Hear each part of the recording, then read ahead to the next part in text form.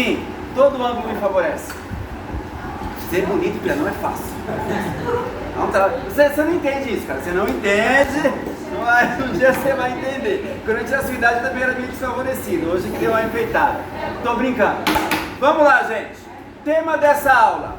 Como eu tenho 2 aulas com vocês, a minha ideia é iniciar, ir até o meio e finalizar o tema hoje com vocês. Eu comecei esse tema, eu acho que há 1 ou 2 semanas atrás.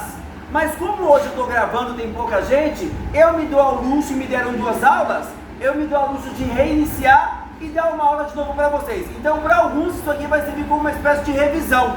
Tudo bem, senhores? Qual é o tema dessa aula? É um termo que todos vocês já ouviram em algum momento da vida de vocês. Ou vendo desenho animado, ou vendo algum gibi, ou assistindo algum filme na televisão. Qual é o tema dessa aula, meu jovem? Pré-história. A pré-história. Tudo bem até aqui? Tudo. Meus amigos, para a gente entender o que foi a pré-história, por bem eu acho que faz parte aqui do show explicar para vocês como foi que surgiu esse termo. Como foi que surgiu o termo pré-história? Meus amigos, eu pergunto, quando é que começou a história da humanidade? Alguém, esqueçam o aspecto religioso. O professor de respeito a todas as religiões, sabe que as religiões têm uma narrativa para isso, mas do ponto de vista científico, onde surgiu a espécie humana? África. No continente? Africano. Há quanto tempo mais ou menos? Ontem? 3 milhões. Pode falar, jovem. 3 milhões de anos. Gente, segundo a arqueologia, os primeiros seres que se parecem conosco teriam surgido no leste da África. No leste da África, os primeiros hominídeos deram seus passos. E lentamente eles foram o quê? Se espalhando pelo planeta Terra. Não sei se vocês sabem disso, ou já raciocinaram sobre isso na minha última aula, mas eu acho que eu mencionei para vocês.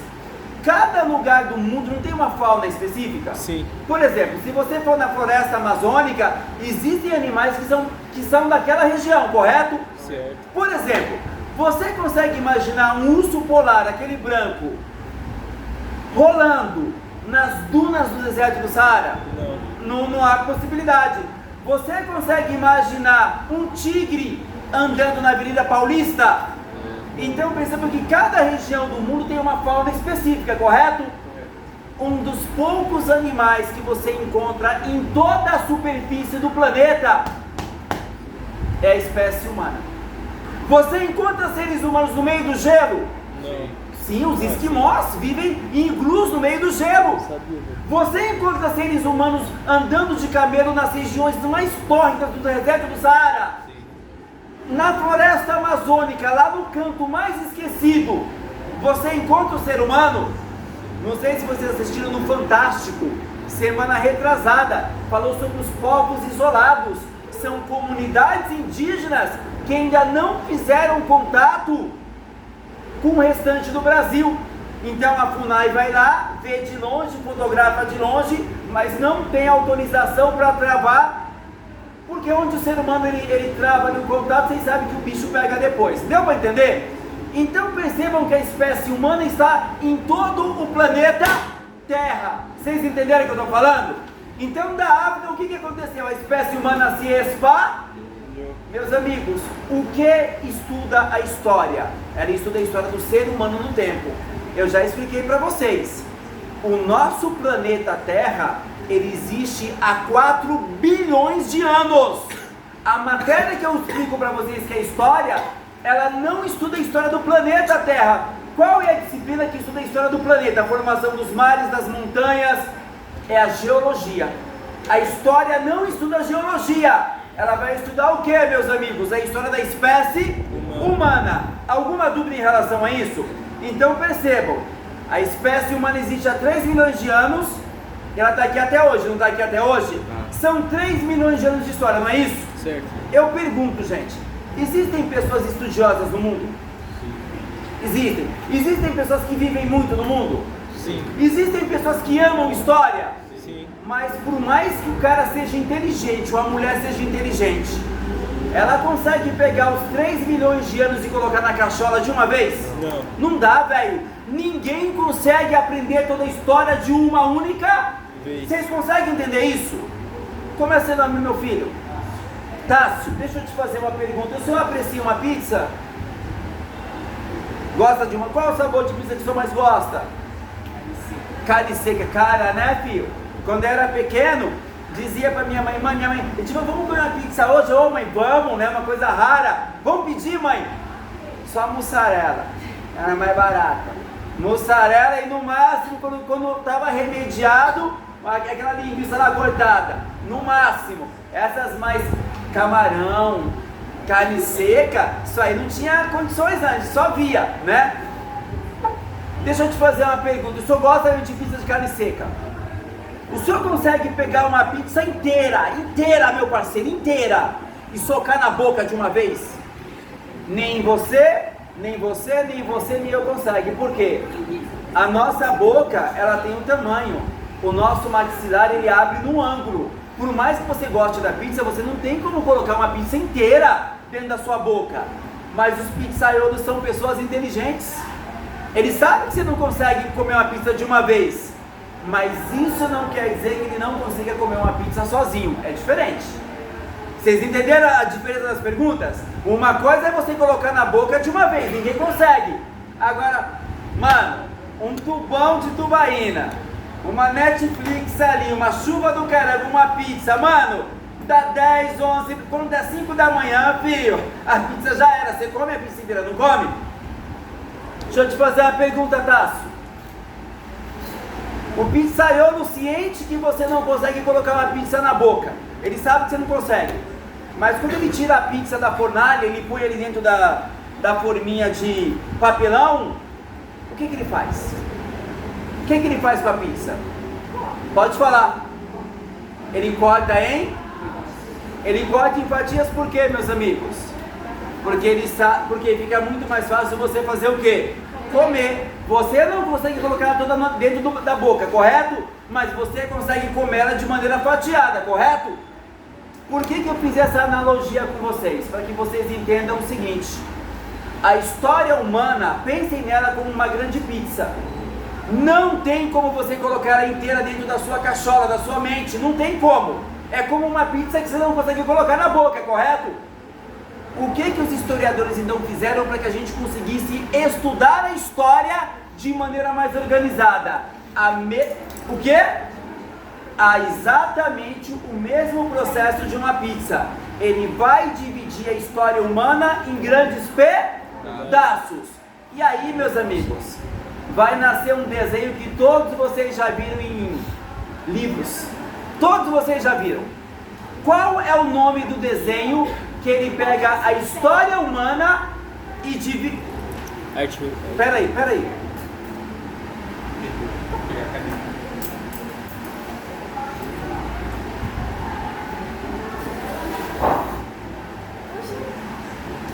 Qual o nome do desenho que pega a história humana e divide em vários pedaços? A linha do tempo. A linha do tempo, então, é uma linha, gente, que divide a história humana em quê? Em várias partes. Deu para entender? Em quantos pedaços a linha do tempo divide a história humana, senhores? 5 pedaços.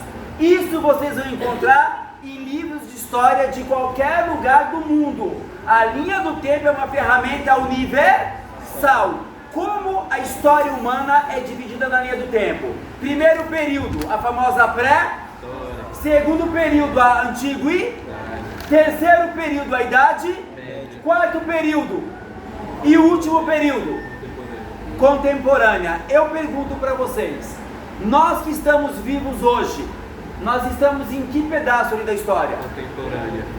Contemporânea. Alguma dúvida em relação a isso? Mas se eu perguntasse para vocês, onde a linha do tempo ela começa? Qual é o evento que é o início da linha do tempo?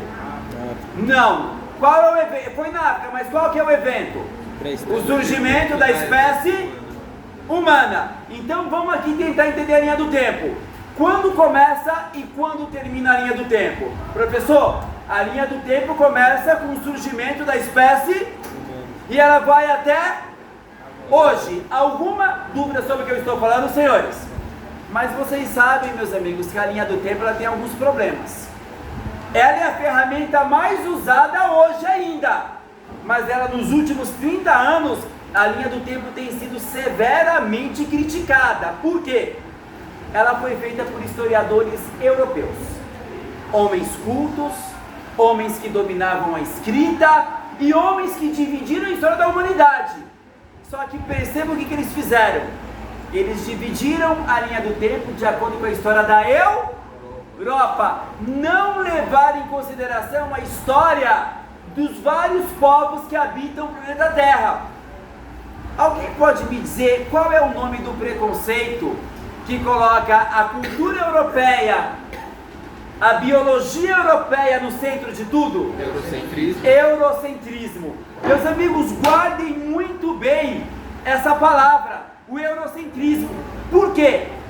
Você não entende escravização se você não fala de eurocentrismo. Você não entende a ascensão do nazismo se você não pensar em eurocentrismo. Você não entende o extermínio dos povos indígenas se você não pensar em eurocentrismo. Um convite a vocês. Vocês estudam história desde a 5ª série, correto? Vocês já perceberam como o currículo de história é eurocêntrico? Vamos pegar aqui alguns temas de história. Revolução Industrial, qual continente? Europa. Renascimento, Europa. Iluminismo, Europa. Revolução Francesa, Europa. Idade Média. Nós estudamos na escola a história da Europa. Nós sabemos mais sobre a Europa do que sobre o continente africano, que a gente tem uma ligação tão próxima. Então perceba, e por que isso acontece, gente? Porque em determinado período, a nossa elite, os homens que colonizaram o Brasil, disseram o seguinte: o modelo de civilização correto, o mais desenvolvido, o mais bonito, o mais inteligente é o modelo europeu. Então houve um tempo em que as mulheres brasileiras, elas queriam se vestir como as europeias. Os homens brasileiros queriam se vestir como europeu. Era considerado o quê? Um jeito de viver civilizado. Agora percebam o revés. Se eu digo que na Europa está a civilização, o que são os indígenas, os africanos? Os primitivos, os selvagens. Vocês percebem que eu coloquei uma hierarquia? A Europa no centro e o restante a reboque? Gente, isso abre espaço para quê? Para o racismo. Isso abre espaço para o massacre. Isso abre espaço para você dizer assim: olha, tal civilização é civilização, o resto, velho, são animais, são a barbárie, são incivilizados, são primitivos, são selvagens. Eu vou dizer para vocês, esse pensamento não está morto. Muitos de nós aqui acreditamos que o indígena, ele é um selvagem. Nós usamos essas palavras até hoje, porque nós partimos do pressuposto que o que é europeu, engravatado, que escreve, está acima, e aquele que não segue o mesmo padrão, está abaixo. Então, o que eu quero dizer para vocês? A linha do tempo ela é usada, não é usada? Mas é uma linha do tempo eurocêntrica, preconceituosa, para vocês terem uma noção do que eu estou falando. A Idade Média, olha ali a Idade Média. A Idade Média acabou oficialmente falando no ano de 1473. 1473. Faz sentido de falar em Idade Média no Brasil moderno? Não. Os portugueses chegaram aqui em 1500. Teoricamente, eles chegaram depois da Idade. Então, dá para dizer assim, a Idade Média brasileira não existiu isso. Então percebam vocês que a linha do tempo é uma ferramenta útil, te ajuda a organizar ali o estudo de história, você entender a história, mas existe essa crítica, é uma linha do tempo eurocêntrica. Alguma dúvida, senhores? Qual é o primeiro período da história humana segundo a linha do tempo? Leiam para mim. Leiam alto. Pré-história. Meus amigos, eu coloquei todas as fatias ali do mesmo tamanho, não coloquei? Está errado aquilo aí, vocês sabiam? Se eu tivesse que colocar na real, seria mais ou menos assim, ó. Opa, deixa eu trazer a aula para cá. Seria mais ou menos assim. A linha do tempo aqui. Aqui seria a Idade Média, moderna e contemporânea. Eu pegava essa linha todinha saía da escola e ia até a Praia de Santos. Seria a pré-história. O maior período da história humana, não tem a menor dúvida, o maior período, qual é? A famosa pré-história. Por quê? A pré-história começa com o surgimento da espécie, aonde? E vai até 4.000 anos antes de Cristo. Gente, quando eu falo 4.000 anos de Cristo, nós estamos em 2000 e pouco, não é isso? Fazem quanto tempo, portanto? Fala de novo. Fazem 6.000 anos. Mas no ano de 4.000 antes de Cristo, um povo chamado Sumérios, que viveu na Mesopotâmia, eles inventaram a coisa mais inteligente que nós já inventamos. Qual que é a invenção mais inteligente da espécie humana? A escrita. Alguém tem alguma dúvida em relação a isso? Alguém acha que é o WhatsApp? Gente, o WhatsApp depende do quê? Da escrita. Alguém acha que é, sei lá, o Lins do Rego? É evidente que não. Alguém aqui pode me dizer por que a escrita é tão importante? Por que a escrita é a invenção mais inteligente da espécie humana? Por quê? Registrar as coisas que acontecem. Exatamente, a escrita, gente, eu quero que vocês venham no meu pensamento. A escrita é uma coisa tão fabulosa que ela permite que uma pessoa que está viva hoje, ela converse com o pensamento de alguém que já morreu. Vocês conseguem entender isso? Se você pegar um texto, por exemplo, de Aristóteles, Platão, filósofos do mundo antigo, mano, esses caras já estão mortos há milênios, não estão mortos? Mas se você for numa faculdade, você estuda o pensamento desses homens. Por quê? Porque foi o quê? Escrito. Se você pegar as 3 grandes religiões monoteístas da história, judaísmo, cristianismo e islamismo, todas essas 3 religiões monoteístas, o que é monoteísta? Acreditam em apenas um Deus. Essas religiões, meus amigos, elas congregam milhares e milhares, milhões e milhões e milhões de seres humanos. O judaísmo tem o Torá, que é o Velho Testamento. O cristianismo tem a Bíblia, que é sagrada para os cristãos. O islamismo tem o Alcorão. Percebam que essas 3 religiões têm livros sagrados. A escrita foi importante. Deu para entender? O próprio desenvolvimento, eu falei isso na última hora, não falei? O próprio desenvolvimento da tecnologia, da ciência, tem a ver com a escrita. Vou dar um exemplo para vocês. Ana, tudo bem com você, minha linda? Tá melhor dessa dor de barriga? Tá bom. Ana, supondo que você seja uma cientista, uma mulher que quer muito descobrir a cura de uma doença, só que você não tem a escrita, mas você pesquisa, você viaja pelo mundo, você começa a entender como essa doença ela é transmitida, você começa a entender os mecanismos para tratar alguns sintomas, mas você ainda não chegou na cura, mas você é uma autoridade, você sabe muito sobre essa doença.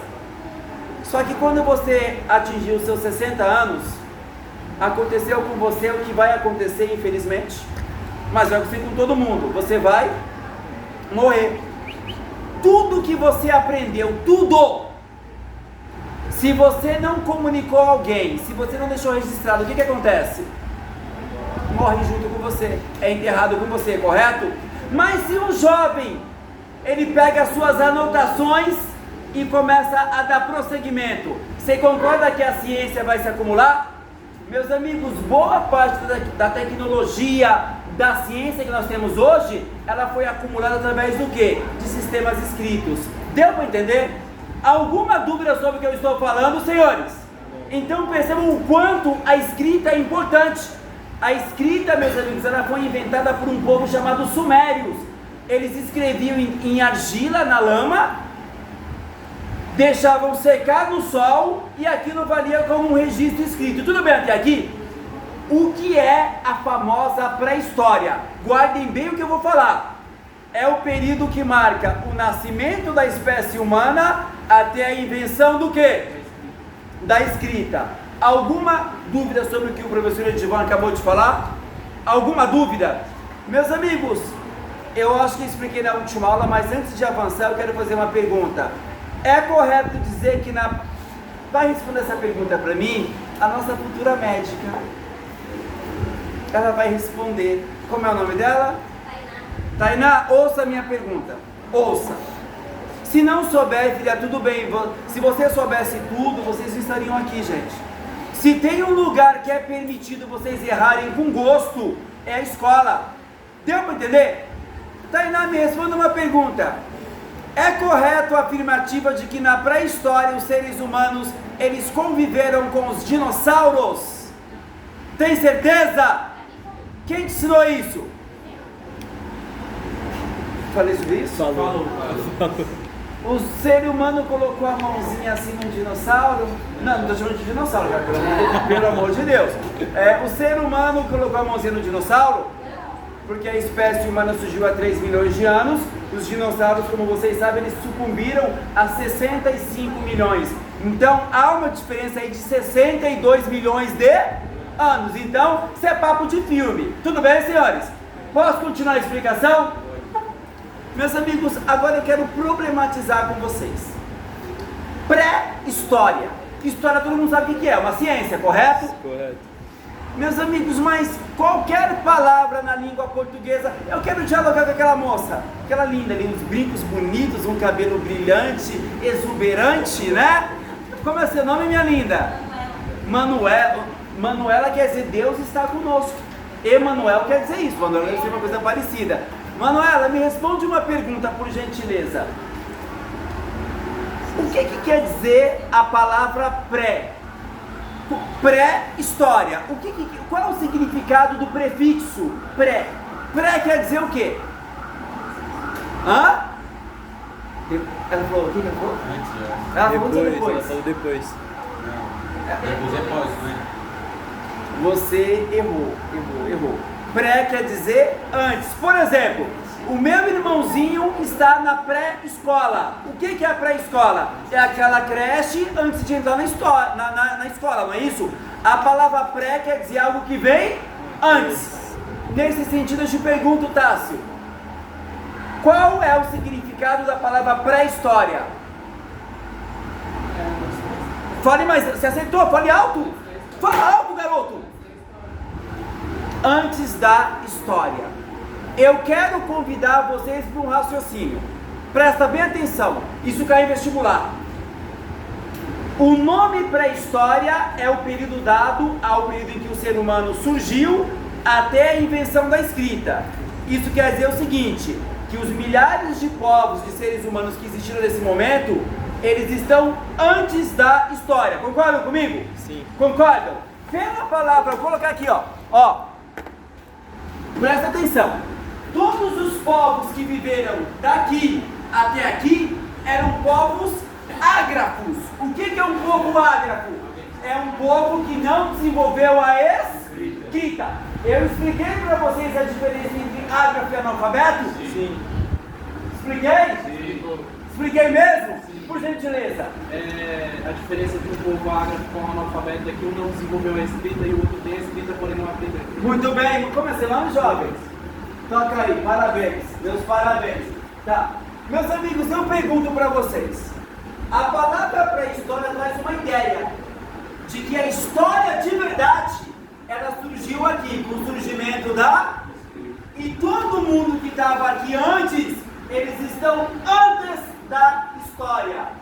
Eu pergunto para vocês. Vocês entenderam isso? Vocês acham que esse raciocínio é um raciocínio justo? Não. É um raciocínio correto? Não. Vamos tentar elencar aqui algumas coisas. Quando a famosa pré-história começou, o ser humano, ele não era o jeito de viver muito diferente de qualquer outro animal. Nós caçávamos, nós comíamos carne podre, nós andávamos nus, nós éramos caçados o tempo todo. A vida na pré-história, ela era curta, extremamente violenta. Quando a pré-história acabou com a invenção da escrita, o ser humano já tinha domesticado animais, criado agricultura, criado sistemas de irrigação. O ser humano já tinha dominado a natureza. Como é que eu posso dizer que isso não é história? Que isso é antes da história? O ser humano já tinha dominado o fogo, cara. Como é que eu posso dizer que esses seres humanos, eles estão antes da história? Vocês conseguem entender então o quanto o nome pré-história ele é preconceituoso? Tem um nome para isso, eurocentrismo. Sabe por que o europeu deu o nome de pré-história a esse período? Porque os historiadores europeus, eles já dominavam a escrita.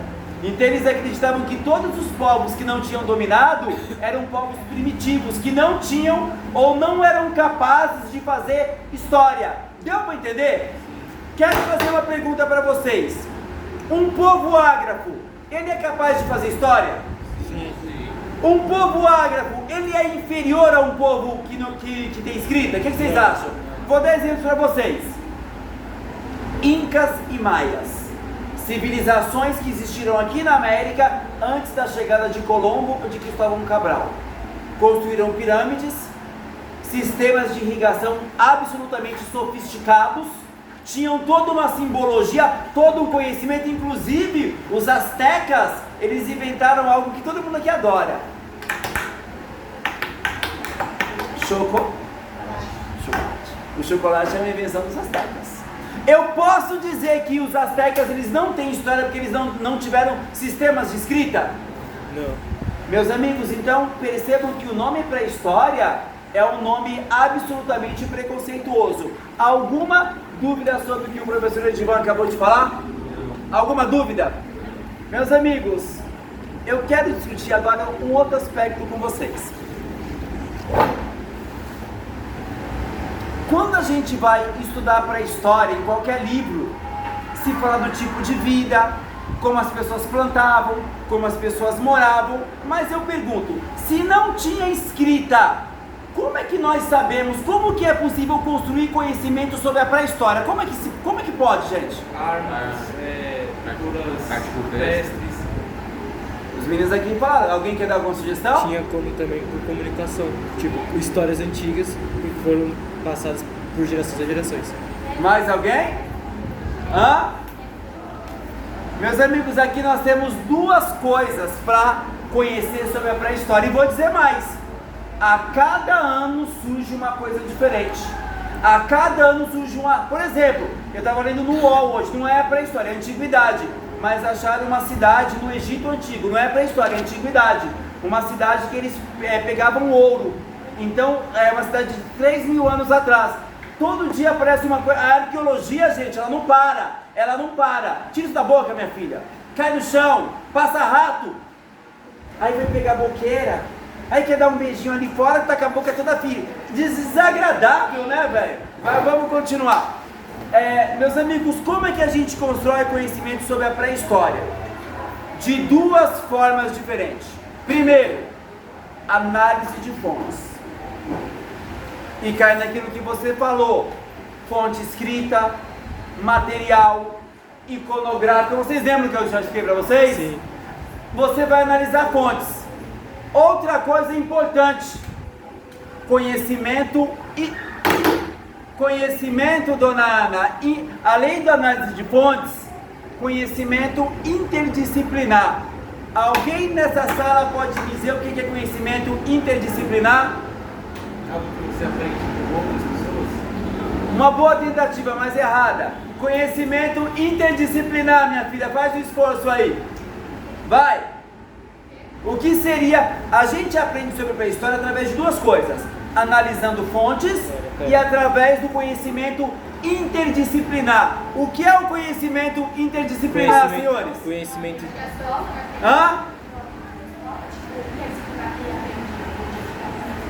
Ai, uma boa tentativa, mas Professor, não. professor, conhecimento de que você aprende em casa. Tipo, Não. Conhecimento interdisciplinar, meus amigos. Presta atenção na minha aula. Conhecimento interdisciplinar, senhores, é o conhecimento que ele é feito por vários ramos de saber de fé, várias ciências de fé. Eu vou dar exemplo para vocês. Uma ciência que é muito usada, mas muito usada mesmo, na análise da pré-história: arqueologia, cara. Arqueologia, ela lida com qual tipo de fonte? Oral? Não. iconográfica e mais ou menos material. É o que vocês falaram, professor, restos de fogueira, professor, fósseis, restos de destroços de cidades, armas, até ossos humanos. Então a arqueologia, ela ajuda muito, correto? E vocês sabem, gente, que a arqueologia hoje era super moderna, cara. Antes que elas tinham que cavar para achar as coisas. Agora você passa um sensor em cima da terra, você já consegue ali mapear a terra e ir no lugar certinho onde está o negócio. Então a tendência é que a arqueologia encontre muito mais coisas nos próximos anos. Deu para entender o que eu estou falando?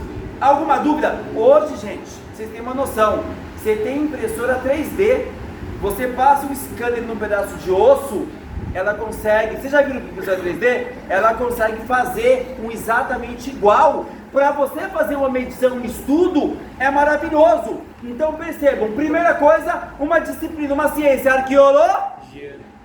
A química é muito importante. Alguém pode me dar aqui um exemplo de como a química é usada na análise da pré-história? Analisando materiais? Mas que tipo de informação que a química nos traz? Eu quero que vocês tenham agora de James Bond aqui, uma de Agatha Christie, uma de investigação, por favor. Ana Júlia, vem até aqui. Vem até aqui, Ana Júlia. Vem até aqui. Receba o justo reconhecimento. Meus parabéns, minha querida. Pode dar um tchauzinho ali pra câmera. Ali, ó, criatura. Pronto, meus amigos, a Ana foi perfeita. A química serve para fazer uma coisa chamada datação. Não sei se vocês já se perguntaram. Os caras acham um osso de um animal. Vamos, um animal aí da pré-história, deixa eu ver. Aquele que faz assim, um tipo elefante, como é o nome daquilo?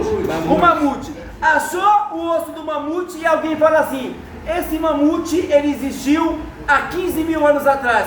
Como é que os caras sabem que aquele animal, quando estava vivo, ele viveu há 15 mil anos atrás? É a química. Existe, meus amigos, um teste chamado carbono 14. Já ouviram falar? Vocês querem que eu explique aqui rapidamente para vocês? Gente, todo ser orgânico, plantas, então madeira, sabe? Madeira, animais, até o ser humano. Dentro da gente, dos nossos ossos, tem um elemento chamado carbono 14. Está em todos nós, certo? O que acontece? Quando você morre, o que acontece com a quantidade de carbono 14? Só que vai diminuindo muito ao quê?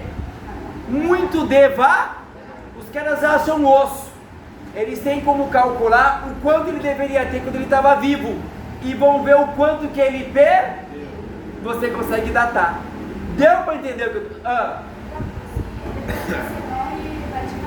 Vai devagar. Então, tipo, se eu morrer há 2 dias, eu ainda vou ter isso. Você, o carbono 14, ainda bem que a gente prepara a aula, ele consegue datar coisa até de 50 mil anos atrás. Até 50 mil anos atrás.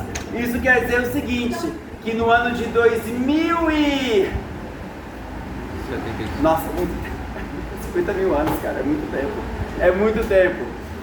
No ano 4000, se acharem teu corpo, vai falar assim: essa menina, ela viveu ali o ano 2000, porque o carbono 14, ele não aponta com ele dá o que? Uma estimativa. Deu para entender?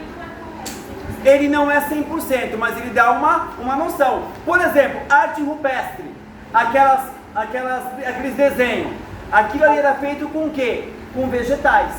Então os caras pegavam um vegetal, amassavam, alguns até misturavam com sangue e faziam os desenhos, correto? Quando você acha aqueles desenhos na caverna, você tira um pouquinho, você consegue submeter ele ao carbono 14. Você consegue calcular mais ou menos quando aquele desenho ele foi feito. Então percebam, usa arqueologia, usa a química e a biologia.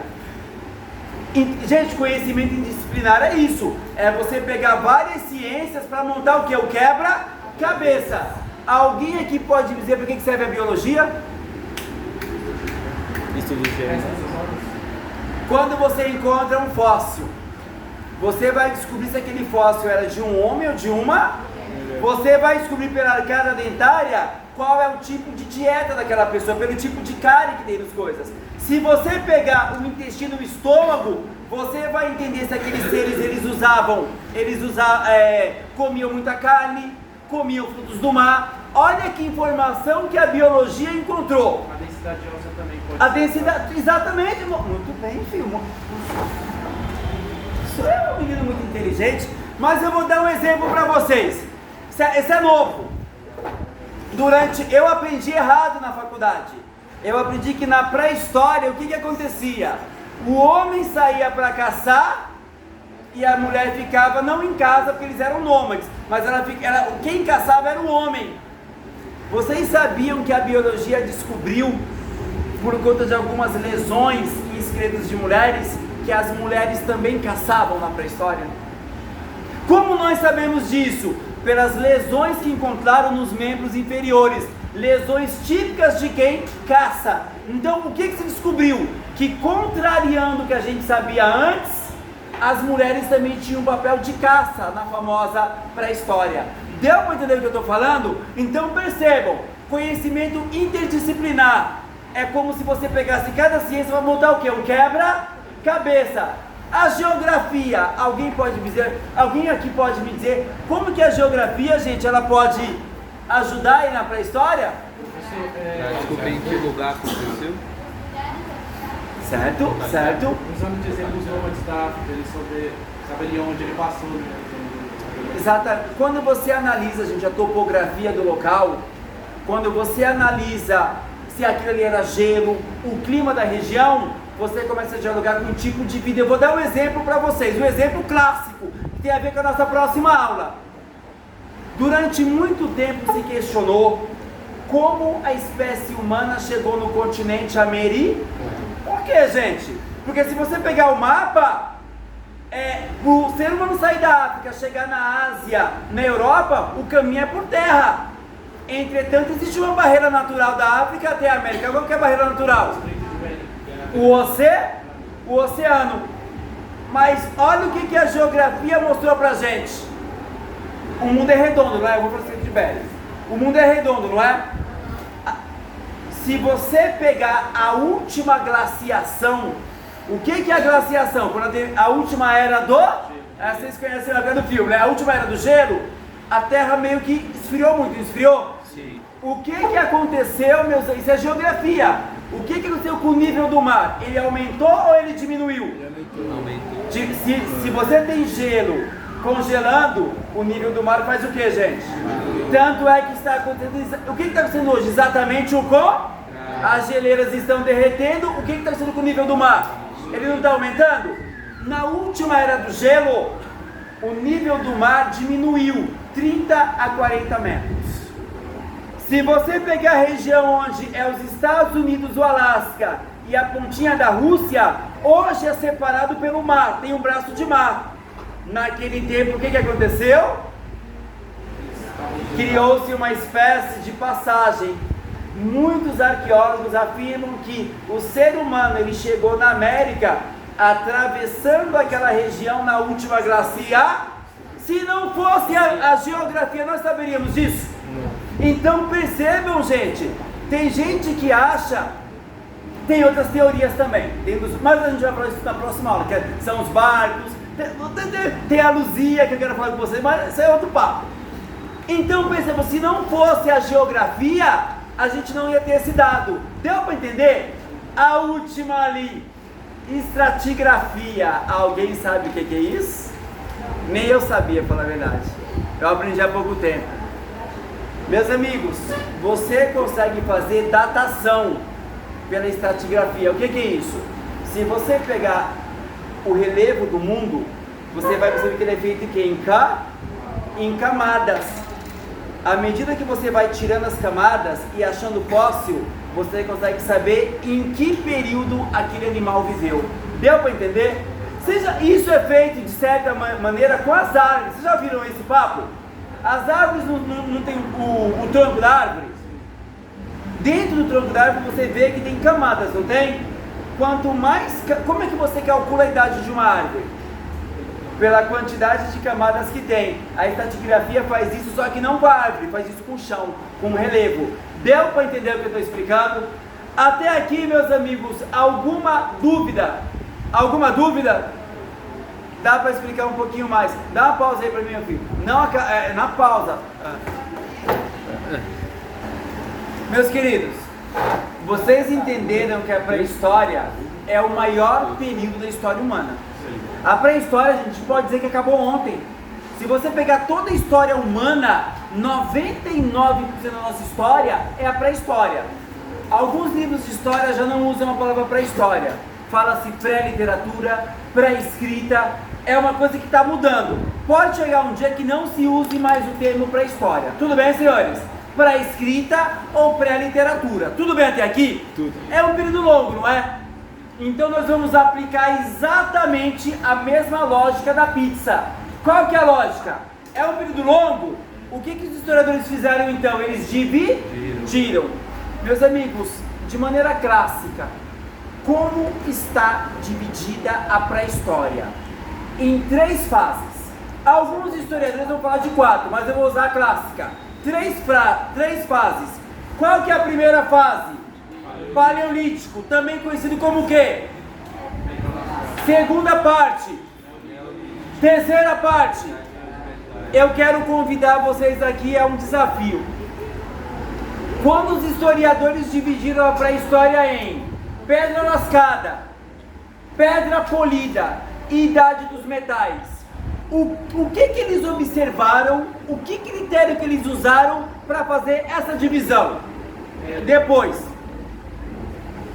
o que eles observaram? Gente, pedra lascada, pedra polida, idade dos metais, o que foi observado para fazer essa diferenciação?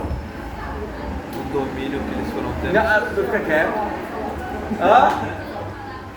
Não. O que? Fala alto. A construção de armas, né? A pedra lascada e a pedra polida na criação de ferramentas, como a roda. Meus amigos, esse menino, como que é o nome dele? Lucas. O Lucas, ele foi exato. Meus amigos, por que a gente chama o primeiro período de pedra lascada, o segundo de pedra polida e depois idade dos metais? O que se observou? O material que os seres humanos usavam para fazer o que precisavam. Por que paleolítico? Porque usavam a pedra o quê? Lascada. Por que neolítico? Porque começaram a usar a pedra o quê? Polida. E por que idade de metais? Porque os seres... Descobriram a metal? Amigos, eu quero que vocês percebam. A divisão entre pedra lascada, polida e idade dos metais tem a ver com o quê? Com o tipo de material que era usado para fazer a ferramenta. Por exemplo, o que é pedra lascada? Gente, é o mais bruto. Você precisa alguma coisa para você cortar. Você pega 2 pedras e bate uma na outra. Você lasca a pedra. Com aquela pedra quebrada você vai cortar, você vai usar de arma, você vai usar para macetar semente, você vai fazer qualquer coisa. Então por que pedra lascada? Porque nesse primeiro período usava-se a pedra lascada. Tudo bem até aqui? É o maior período da pré-história. Segundo período, neolítico. Olha que interessante. Você pega a pedra e lasca, beleza. Só que ali você já percebeu que uma pedra é mais dura que? Então o que você vai fazer de maneira malandra? Você vai pegar a pedra mais dura e vai fazer o que com a mais mole? Polir. Você vai polir, você vai afiar. Por exemplo, qual que é a faca mais eficiente? Um pedaço de pedra lascada ou uma faca da pedra polida? Por exemplo, qual que é a faca mais eficiente? Do paleolítico ou do neolítico? Porque é muito mais o que? Pensem nas lanças. As primeiras lanças do paleolítico eram um pedaço de pedra grudada na ponta de um galho, não é isso? As lanças do neolítico já são lanças mais o que? Vocês concordam que isso para a nossa sobrevivência foi fundamental? Para a defesa, para você poder matar animais que antes você não conseguia matar, você vai ter uma arma melhor. Vocês concordam comigo? E idade dos metais, o ser humano vai dominar o que? A metalurgia. Ele começa a perceber que se ele pegar alguns minérios, ferro, cobre, ele pode esquentar e fazer ferramentas de quê? De metal. Então há o que? Uma sofisticação. Então percebam, se você pegar do paleolítico para a idade dos metais, o que a gente observa? Uma sofisticação, uma melhora. Gente, é claro que isso foi fundamental para quê? Para a nossa sobrevivência. A sobrevivência da espécie humana, gente, dependeu do quê? Do aprimoramento das ferramentas, o aprimoramento das armas, porque sem isso a gente podia não ter sobrevivido à famosa pré-escrita. Deu para entender, senhores? Agora, gente, cheguei num ponto fundamental da matéria. Quero discutir com vocês a vida do período paleolítico. Meus amigos, do período paleolítico, o ser humano ele não era muito diferente de qualquer outro animal. Existem estudos que dizem, gente, que o ser humano ele era mais a caça do que o caçador. Que quando um animal grande matava um animal menor, ele não comia? Não ficava aquele resto de ossos no chão com pedaços de carne? Sim. Quem que ia lá comer? A espécie humana. O ser humano na pré-história, foi bem no paleolítico, a vida era extremamente violenta. Onde é que o ser humano ele se abrigava? Não falo a palavra moradia. O ser humano não morava, ele se abrigava. Escuro, neve, frio, ele se abrigava. Onde é que os seres humanos se abrigavam na época da pré-escrita, gente? Cavernas. A maioria em cavernas. Cavernas que eles cavavam ou cavernas naturais? Naturais. É lá que eles faziam o que? As pinturas rupestres. Tudo bem até aqui, senhores? No paleolítico, o ser humano também começou a dominar um elemento da natureza. Que elemento é esse? Fogo. Agora, a principal parte. Como era o estilo de vida dos seres humanos do paleolítico? Eles eram nômades. Tirando vocês. Tirando você também. Alguém dessa sala sabe me dizer o que é a vida nômade? Seres humanos que não têm moradia fixa. Eles caminham de um lado para o... Pergunta para a sala. Alguém nessa sala poderia me dizer por que os primeiros seres humanos eles eram nômades? Porque eles não descobriram a agricultura ainda. Isso tem a ver com a produção de comida. O ser humano no paleolítico, ele não criava animais, ele não dominava a agricultura, ele não sabia plantar. Então como é que esses seres humanos faziam para sobreviver? Eles iam até uma região, gente, grupo de no máximo 20 pessoas. Mais do que isso, grupos que não era bem aceito mulheres. Por que não, gente? Por que os grupos não eram grandes e eles não gostavam de mulher grávida? Isso prejudicava a caminhada de um lugar para o outro, barulho, animais, você ficava uma presa fácil. Choro de criança, os predadores podiam vir. Uma pessoa muito... Gente, nesse período, se você quebrasse uma perna, você era deixado para morrer para trás. Acabou o papo. Porque você comprometia o quê? A marcha rápida do grupo, questão de sobrevivência. Gente, alguns animais fazem isso até hoje. Uma matilha de lobo, por exemplo. Se um lobo, ele quebra a pata e ele começa a ficar para trás, não é esperado. Por quê? Porque compromete o quê? A sobrevivência de todo o grupo. Deu para entender? O ser humano não era diferente. Então por que o ser humano era nômade, gente? Mano, o cara não sabia plantar, não criava animais, então ele vivia daquilo que a natureza estava pronto. Por exemplo, ele coletava os frutos das árvores, correto? Ele pescava alguns peixes, ele caçava pequenos animais. Percebam, coletar fruto da árvore é agricultura? Não. A agricultura é você plantar, correto? Você pega o que está pronto.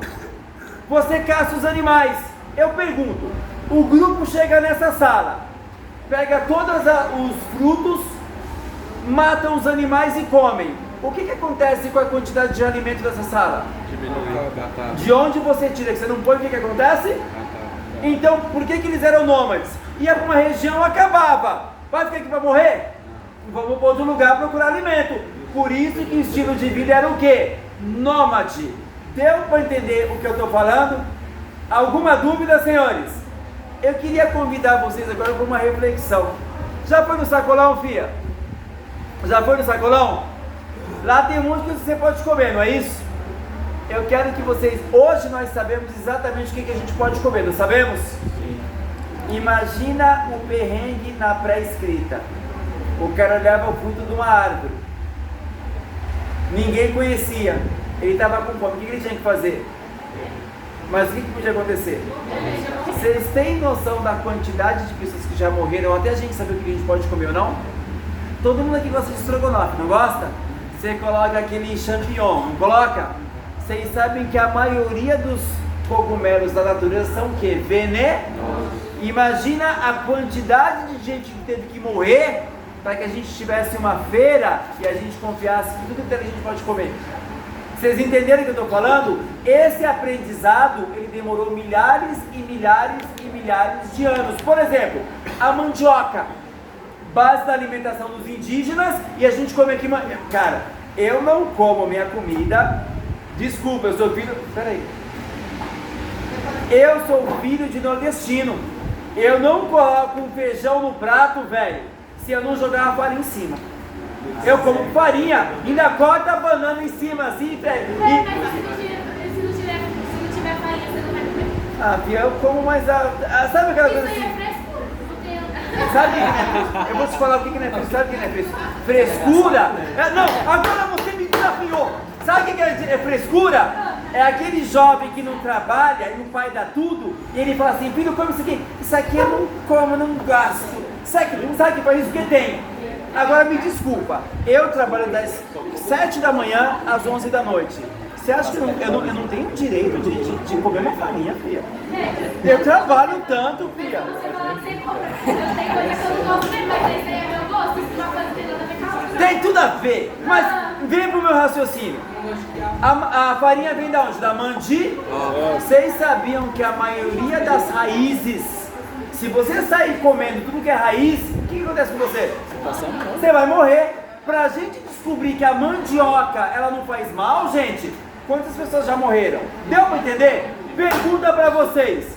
No Paleolítico, qual que era o estilo de vida? Por quê? Alimentação. Vamos passar agora pro Neolítico. Neolítico, gente, vai acontecer algo que os vestibulares chamam de Revolução Verde. O que foi a Revolução Verde? Os seres humanos começam a dominar a agricultura e a criar o quê? Animais. Eu pergunto, se você tem a sua rocinha, você tem seu animalzinho, você precisa caçar mamute? Não. Você precisa, porque você está ligado, você vai, você não sabe que você volta. Você podia morrer numa caçada. O que acontece? Quando o ser humano ele cria a agricultura e começa a criar animais, vai mudar algo radical até hoje na nossa vida. Nós vamos entrar num processo chamado de sedentarizar. O que é o processo de sedentarização? O ser humano aos poucos, é um processo. Ele vai abandonando a vida nômade e se torna o quê? Sedentários como a gente. É o nascimento das primeiras vilas, das primeiras cidades. Gente, se existe cidade, endereço, é porque nós somos o quê? E por que nós somos sedentários? Porque nós criamos a agricultura e começamos a criar o quê? Animais. Deu para entender o que eu estou falando? Deu. Aí a gente vai já mergulhar, meus amigos, numa situação em que vai nascer o que? As primeiras sociedades. Alguma dúvida em relação ao que eu estou falando?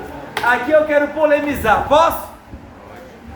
Meus amigos, quando o ser humano, ele aos poucos ele se torna sedentário, uma coisa vai adquirir um valor fundamental.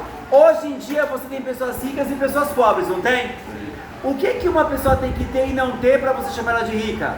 Dinheiro. Vocês sabiam que isso é novo?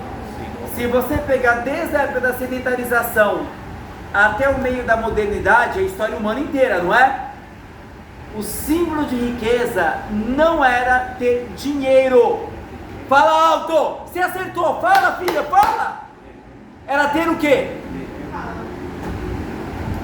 Não, eu sei. Então fala alto. Era pra as coisinhas plantadas. Era ter terra, gente. Se você pegar a antiguidade clássica, Egito, Grécia e Roma, as guerras eram por causa de quê? Terra. Se você pegar a Idade Média, os senhores feudais, o que era um feudo? Era o quê? Guarda, terra. Se você pegar as guerras de Napoleão, eram guerras por quê? Terra. Gente, se você pegar a história do Brasil, os homens ricos que colonizaram que tiveram escravizados, os pretos eram donos de quê? Até hoje, qual é o setor da economia que mais ganha dinheiro? O agro. O agro tem o quê? Vocês entendem como a gente, a partir do momento em que o ser humano na pré-história, ele queria a agricultura e os animais, ele muda uma página da história. Ter terra era a coisa mais importante. Deu para entender? Alguma dúvida? Eu vou falar uma outra coisa, preciso falar. Eu não ia falar, mas eu vou falar. A própria ideia de monogamia. O que é monogamia? Você só ter um parceiro sexual. Ela vai nascer por causa disso. Na famosa pré-história, meus amigos, o sexo, ele era livre. As pessoas falam, não tinha esse papo de você é meu marido, você é meu... Não tinha, todo mundo era de todo. Eu vou explicar o porquê. Me permitam explicar. Posso falar? Me permitam. Quando nascia... A cara do pessoal Quando nascia uma criança na famosa pré-história, ninguém queria saber quem era o pai e quem era uma mãe. Essa criança pertencia à comunidade. Todos poderiam criar aquela criança. Em alguns grupos indígenas ainda funciona assim. Essa criança é filha da comunidade. Agora percebam o seguinte: quando a terra ela passa a ser um bem precioso, isso vai trazer uma diferença. Qual a diferença? Agora eu tenho uma terra, é o meu bem, não é? Quando eu morro, eu tenho que passar esse meu bem que é privado não para a comunidade, mas para o meu descendente. Então agora eu tenho que saber quem é o meu filho. A partir desse momento, o que acontece? Você vai controlar uma coisa fundamental, que é a coisa mais controlada no mundo até hoje: a sexualidade da mulher. A partir desse momento, você não pode mais se deitar com qualquer homem do grupo. Você vai se deitar só comigo, porque você vai me dar o meu herdeiro, e esse meu herdeiro é o herdeiro da minha terra. É mais controlado? Sim. Agora perceba o seguinte: a sexualidade da mulher. O homem ainda continua tendo a liberdade. Deu para entender o que eu estou falando? Alguma dúvida? Se bem que hoje em dia no mundo ocidental, a monogamia é algo que o correto é para os dois, para o homem e para a mulher. Deu para entender, senhores? Eu não estou criticando, gente, a monogamia. Eu tenho uma namorada, uma única namorada. Mas eu estou dizendo o seguinte: a ideia de que o homem ou a mulher tem que saber quem é o seu descendente, o seu herdeiro, tem a ver com a valorização da terra. Deu para entender, senhores? Alguma dúvida? Não. E aí, meus amigos, por último, a idade dos metais. É quando finalmente, meus amigos, o ser humano domina o quê? A metalurgia. Aí as sociedades se tornam o quê? Muito mais complexas. Alguma dúvida, senhores? Nenhuma. Com isso eu acabo aqui a aula. Muito obrigado, senhores.